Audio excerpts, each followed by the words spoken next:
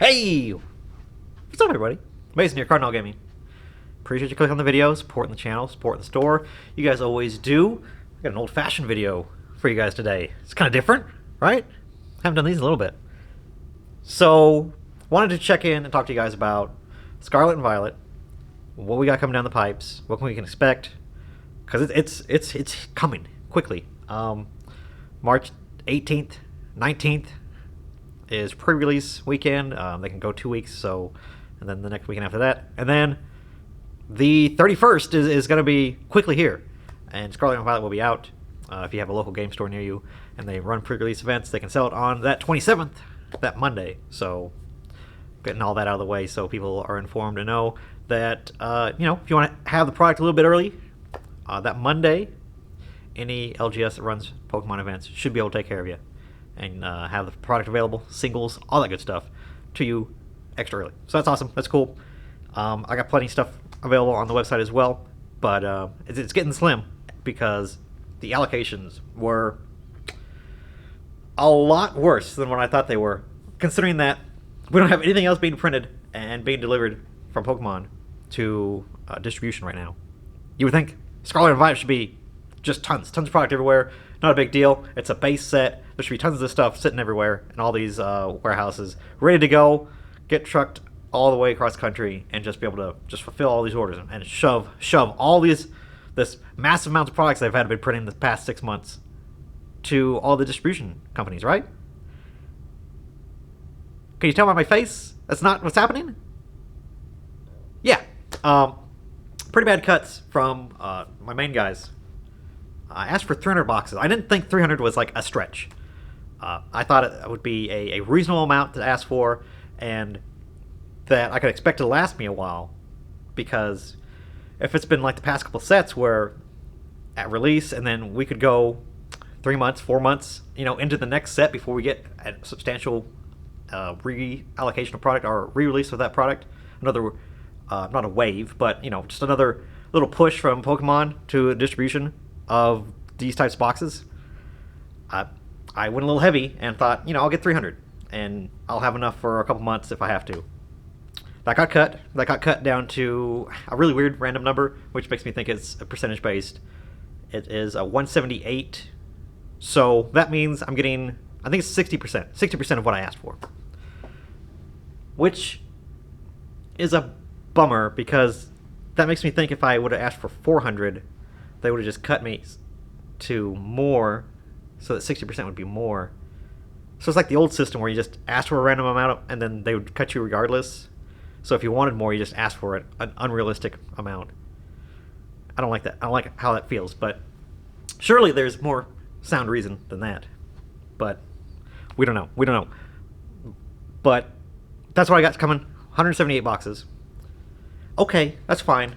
I just hope that we're able to get some more boxes relatively soon after that, because between the two stores and me running Pokemon events 2 times a week, where I'm getting now 20 plus players, it's awesome. It's lots of fun having lots of people come and play Pokemon, kids, adults, and everybody coming together. Pre-release is always the best part, and the new set is going to be super hype. A lot of people are going to be interested in getting back into it with the new generation. A lot of people normally are. I've already had a lot of people coming in and say, hey, yeah, I'm going to come play pre-release. It's going to be cool. And then to have 60% of what I was hoping I could hold on to, it's kind of scary. It makes me nervous. ETBs were not as restricted. I think I asked for like 250. I'm getting like 160 or 180, somewhere in that range. Well, somewhere in there. But yeah, it's tough. It's rough. The product situation just continues, and I would have thought by now that all these building battles and stadiums and all these random tins and things that we've been getting from distribution just to replenish our stock, I had to bust these old. Thank goodness for these little bundles. These little bundles are a lifesaver. If Pokemon wants to just forget booster boxes and just make bundles, I'd be okay with that, because they're just 6-packs and there's no fluff to it. This is just all it is. It's a $25 price tag. I hand it to somebody for $25. It's a nice little reasonable amount of packs to open. You don't normally get a hit out of 6 packs, right? So it's always feel good when somebody gets that and gets something cool. I like bundles. I like the little 6-packs. They're pretty nice. But if that's how we're gonna get stuff, it'd just be nice to know, because I would hate to see booster boxes become this type of a premium product, and it kind of feels like the way things are. The market is kind of dictated and built off of the sealed aspect of it, anyways, of booster boxes and how those kind of flow and back and forth, and the price of a booster box versus a set, because that's the maximum quantity and the easiest way to buy packs. That it would make sense that the most slimline package is what people want the most of because it has the most packs, right? So that's what we've seen in the past 2-3 years, kind of a shift between going from like ETBs or things of more of a collectible nature, like the premium boxes and things like that, where people did type of sit in that stuff. Maybe they had like cool promos or a specialty set kind of boxes. People want to be sitting on stuff, where people are just sitting on booster boxes because, yeah, they're just the most efficient way to get booster packs. So, yeah, it's a sought after item now. A lot of people are going after them, whereas before, booster boxes were, again, they were a utility. They were an ends to a means. They're just a way to get a bunch of packs, and all the extra little fluff and collectible and cool stuff would be what people would be going after normally. So it's been weird to see that shift, and then a shift from going from booster boxes just to booster cases. And from what I've seen, the price change has not really impacted whether or not people want the set or not. It seems like a lot of people are still excited, even at the little extra price. I have booster boxes, I think, at $140, and that's not too far off from a lot of places online. I think TCGPlayer right now is like $225, in that range, somewhere in there.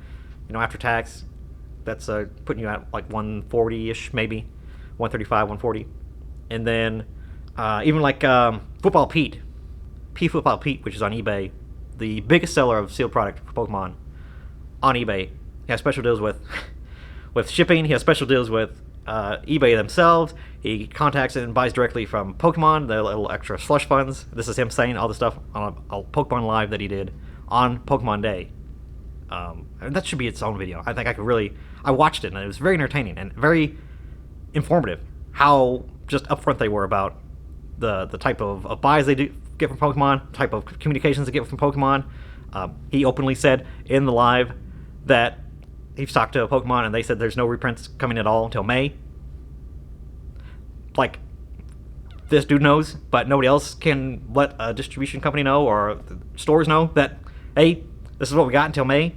Would be nice. Would be nice to have a branch that could reach out and talk to us, but just old Football Pete gets to know and nobody else does, which is baffling to me. But yeah, gleaned a lot of information. Even him, he was selling Scarlet and Violet boxes, a limit to a case, and he was doing $115, and that was like a doorbuster, amazing deal, right? Even with all the discounts, all the shipping discounts, all the eBay less fees, and buying by the pallets and getting good deals from distribution, let alone Pokemon themselves. Dudes are still making money, and even more so when 115 is, yeah, it's slim margins, but still, for him, he's doing okay. That's a just fine deal. So, interesting to see where booster boxes for this preliminary set are starting to settle and try to kind of even out, and seeing what the new low awesome price for a booster box is. It's been really interesting and fascinating. And people come to me and say, "Hey Mason, what's the deal? Why are you doing 140 and everybody else is doing 120?" It's the same song and dance every set, but it's worth talking about it for this one in particular, because I don't know what my shelves are going to look like a month after the release. I don't know what it's going to look like 2 months after the release. I have to have these booster boxes. It is the most efficient way, the most cost-effective way for me to get packs.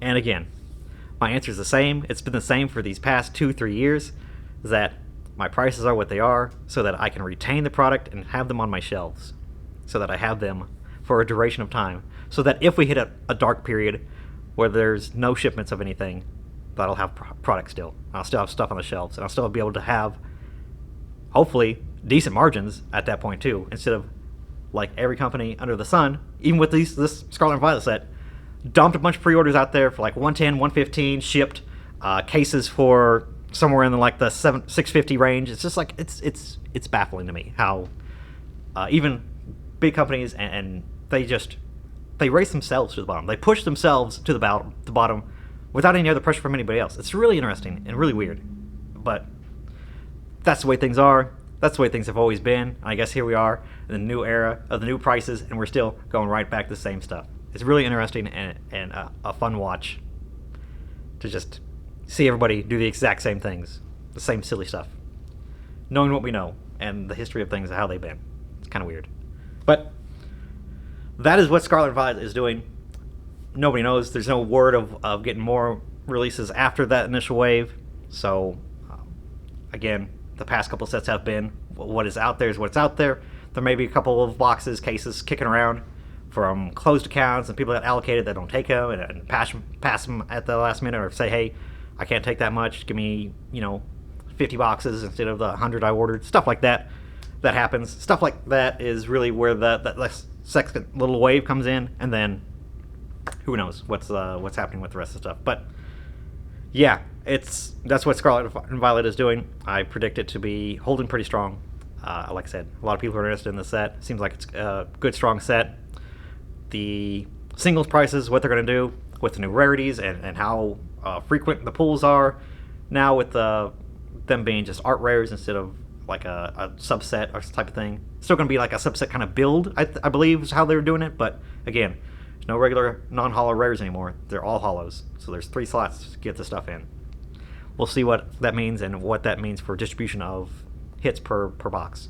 And again, you guys always know, I open a box. As soon as I get one out of these pre-release kits, I open normally 2 boxes. I'll do a live and we'll break it down and open it all together. That'll be awesome and fun. And then I'll eventually do live breaks too. I'll probably do little bundles like I did last time. Little bundles like this of Scarlet and Violet I'll put up on the website where I mail the hits to you. That'll be a lot of fun. So look out for those. Again, if you want to buy from me, I appreciate you guys supporting me if you do. Otherwise, I'll see you guys in the next video. Thanks. Okay, bye.